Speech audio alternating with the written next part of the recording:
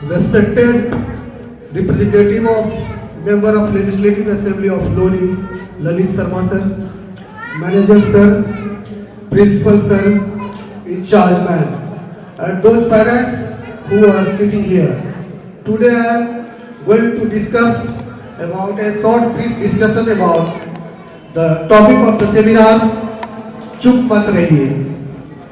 जैसा कि आप सभी को पता है, भारत का इतिहास गौरवशाली रहा है। हम विश्व गुरु रहे हैं। दुनिया की सबसे विकसित सभ्यताओं में एक सिंधु घाटी सभ्यता, जो दुनिया की सबसे विकसित सभ्यता थी, जो आज से 4 से 5 हजार साल पहले विकसित हुई थी। उस सभ्यता में भी पुरुषों और महिलाओं में भिन्नता नहीं किया जाता था। योग्यता और समानता पर आधारित समाज थी, तभी हम विश्व गुरु थे। वो सभ्यता भारत में पनपी थी, उनके हम है ना, वो हमारे पूर्वज थे। और आज वक्त के साथ बदलते क्रम में आधुनिकता के अंतर्गत आज पुरुष मानसिकता को ज्यादा बढ़ावा दिया जाता है। कुछ भी कमियों, अधिकांश बातों में महिलाओं को ठहराया जाता है।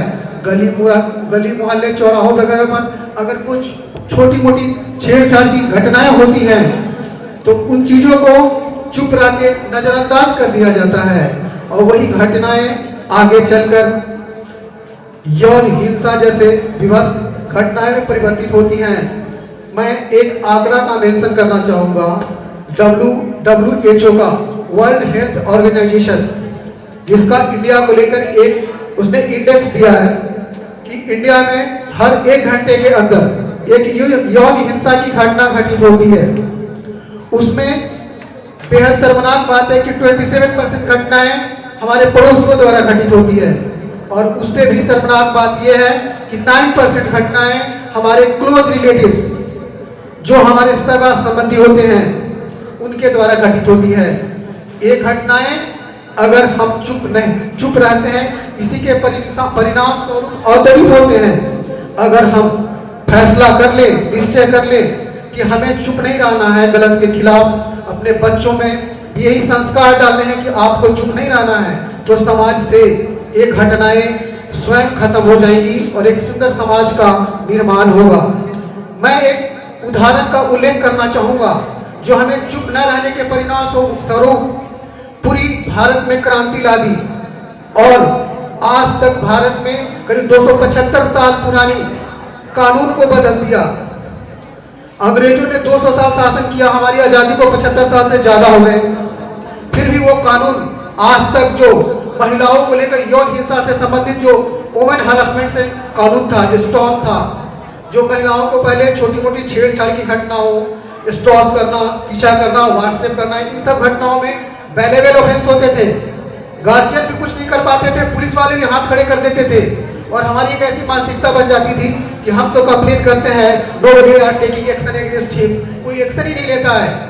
हर कोई मजबूर था, मगर हमारे चुप रहने के परिणाम स्वरूप ये सब घटनाएं हो रही थी। मगर जब हमने फैसला कर लिया कि अब हमें चुप नहीं रहना है, तो एक क्रांतिकारी परिवर्तन आया, और भारत के इतिहास में आज तक ऐसा नहीं हुआ था।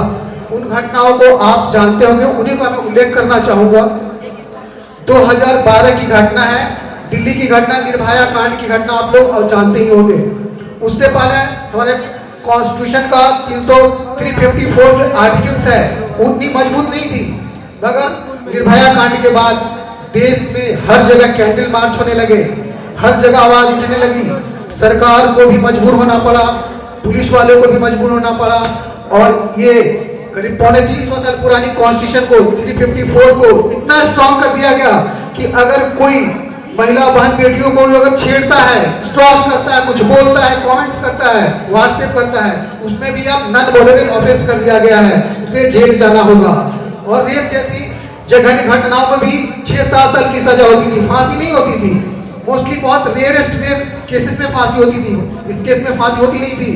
मगर अब हमें चुप नहीं रहने के परिणाम स्वरूप निर्भया कांड के बाद जो निर्ममता से बलात्कार करके मार दिया गया था निर्भया कांड में, उस घटना को संज्ञान में लेकर संसद में सुधार किया गया और संविधान संशोधन किए गए, और भारत के इतिहास में बालिग और नाबालिग दोनों को फांसी की सजा दी गई।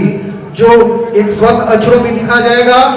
और इसमें भी एक घटना बहुत ही रोचक है कि सारे सुप्रीम कोर्ट ने भी हाथ खड़े कर दिए थे कि मैं नाबालिग को फांसी नहीं दूंगा, सारे को फांसी दूंगा।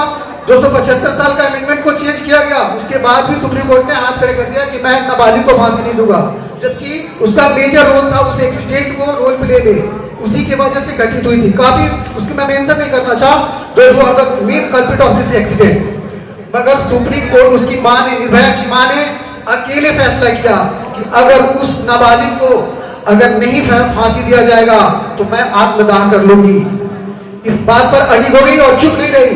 इसके बाद भारत सरकार, जबकि हर कंट्री को भी क्या होता है ना, मानवाधिकारों का हनन देना पड़ता है। अगर मानवाधिकार वाले भी अंतर्राष्ट्रीय स्तर पर उसके क्वेश्चन मार्क उठाते हैं, तो सुप्रीम कोर्ट भी जो हाथ पहले खड़ा कर रही थी कि मैं नाबालिग को फांसी नहीं दूंगा, जो भारत के इतिहास में पहली बार होने वाली घटना थी और ये परिणाम हमें नहीं चुप रहने की वजह से घटने वाली थी। उनकी मां को, रिफरेंडम को देखते हुए सुप्रीम कोर्ट का जजेस और बेंच जो बोर्ड ऑफ डायरेक्टर्स होते हैं 34 जजेस का, उनको दोबारा फैसला लेना पड़ा। और आप सभी को पता है, आप वोट तो देते हो, 18 ईयर्स को नाबालिग कहा जाता है, बिलो 18 ईयर्स वाले को वैसे कहा जाता है, और बिलो 18 ईयर्स 17 साल का वो था जो मेन कल्प्रिट था, जिसको फांसी देने के लिए सुप्रीम कोर्ट ने मना कर दिया था। और एक मेजर चेंजिंग किया गया और नाबालिग को फांसी दिया गया, जो भारत के इतिहास में हमेशा हमेशा के लिए एक स्वर्णाक्षरों में एक प्रेरणा बन गया हमारे समाज के सुंदर भविष्य के निर्माण के लिए। और इन्हीं सब विचारों को एक नई उड़ान देने के लिए मैं स्पेशली इस सेमिनार के मास्टरमाइंड सर वरदान सर को स्पेशली थैंक्स कहना चाहूँगा। Thank you. और मैं अपने respected Shanti Niketan inter college के रिस्पेक्टेड